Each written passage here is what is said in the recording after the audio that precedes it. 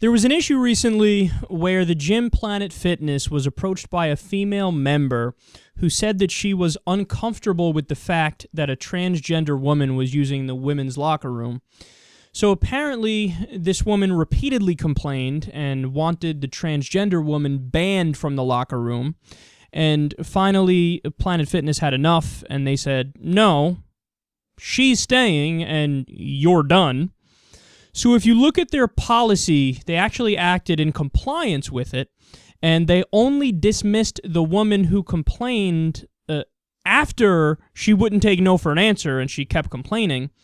So in steps Fox News and the world's worst psychologist to talk about this. Planet Fitness now says it's just abiding by its policy. What do you think? What do I think? Here's what I think. I think it's not good enough. In other words, the policy is said to be accepting of everyone, but it isn't. Because the truth is people have feelings about this. They're not settled on the fact that when somebody says, declares, I am of this gender, but they are anatomically and genetically of another gender, people who see that individual have strong feelings like, look, I'm being viewed potentially while unclothed by someone who certainly looks to me to be of the opposite gender. They need to account for that too and not judge the folks who feel exposed. Interesting there. Arthur, you say? Well, I'm going to take this from the legal point of view. The legal point of view in Michigan is Planet Fitness is allowed to have this policy. I think the word key that was key when I read their policy was sincere. If somebody sincerely believes they should be in the men's room as opposed to the ladies' room, they're allowed to use that bathroom. And under Michigan law, that's okay. And under Planet Fitness's policy, honestly, Elizabeth, they could get rid of you for almost any reason that they could come up with. And here the reason was she went to management and complained. This woman went to management and complained. And they said, well, this is our policy. And then she went back to the gym Monday, Tuesday, Wednesday, Thursday and told all the other members. And they said, you're annoying all the other members. So therefore, we're excluding you from the. Or were they just afraid she was trying to get some other people who might have felt the way that she felt and didn't feel as though her views were being respected either by the club? I think the thing speaks for itself. But it's tough to speak about because we're so politically correct now that we get tongue-tied. We can't say the obvious, which is this is craziness.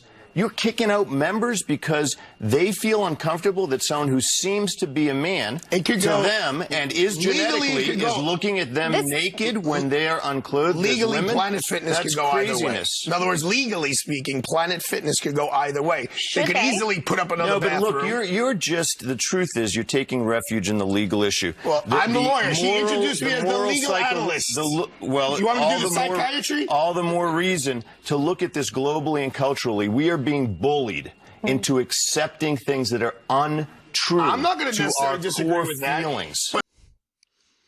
Trans people are bullying good conservatives like Keith Ablow with things that are untrue. What's untrue? What's untrue? Well, they were genetically born as a male, therefore they're a male.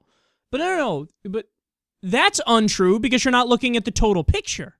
The total picture is sometimes in this world, people are born where they're genetically male and they believe they're genetically male, and that's that. Some people are born female and they feel female, and that's that. And then some people are born male, but they feel deep down they really are female. That's their identity. And some people are born female and they feel deep down they're really male. That's their identity. So you're the one who's not looking at the total picture. You're the one that's advocating things that aren't true. What's true is trans people exist. And you're saying, I don't care that they exist. Just look at what the plumbing is, and that's the end of the conversation. That's it. That's the bathroom you go to, and that's the end of the conversation. And the idea that trans people are bullying other people, that's a gross thing to say, because when you actually look at real bullying, not the bullying that's made up in Dr. Keith Ablow's head, actual bullying, the bullying against trans people and the hate crimes against trans people and the depression and suicide and anxiety rate against trans people, it's through the fucking roof. Why? Because douchebags like Keith Ablow and other people refuse to accept people for who they are, and they want to make a big stink about what fucking bathroom they can use. They want to ostracize these people and make them feel ostracized and put them down for who they really are, all the while they play the victim. Ooh, I'm the victim because I don't like the bathroom that you fucking chose to go into. No, if you can't tell, I fucking can't stand this punk-ass fake Dr. Keith Ablow who's psychologically analyzes Obama. You know, I think he hates America because I just made that up. Oh, really? Well, let me listen to you because you have a bald head. Everybody knows he's going for that. Do I look like a psychologist? Great, then I can say whatever stupid shit I want. Did you know this clown once called for an American jihad? Without a hint or a sense of irony. Not like, oh, wait a second, am I not being the equal and opposite wrong thing compared to actual jihadists when I say let's do an American jihad? Nope. He's just like, no, let's do it, American jihad all day long. Let's kill people in the name of America and spread our values at the barrel of a fucking gun. And we're good because we are right by definition. Only the dumbest so-called psychologist I've ever seen in my entire life. And then did you notice the core of his argument? He goes, people have strong feelings about this. And somebody could have strong feelings about not wanting a lesbian to be in the women's locker room. Does that mean the lesbian shouldn't be allowed in there? Somebody could have strong feelings about an unattractive woman being in the women's locker room. Does that mean the unattractive woman shouldn't be allowed in there? Some people could have strong feelings as a deep racist that they don't want black women in the women's locker room. Does that mean we have to kowtow to their bullshit feelings? Their backwards, bigoted, intolerant feelings? Of course not. Of course not.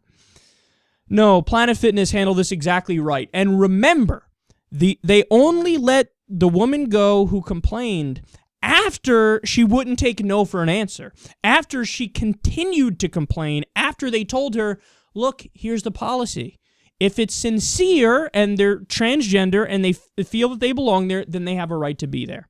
And see, that's the most important part of the conversation here. The word sincere, just like the other guy brought up.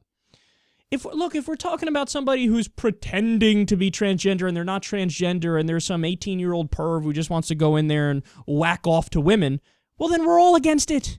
You're not going to get an argument from us in favor of it, okay? Of course we're against it. That's obvious. But the key word is sincere. If there's evidence that this is really, no, seriously, everybody knows that this transgender person is a transgender person.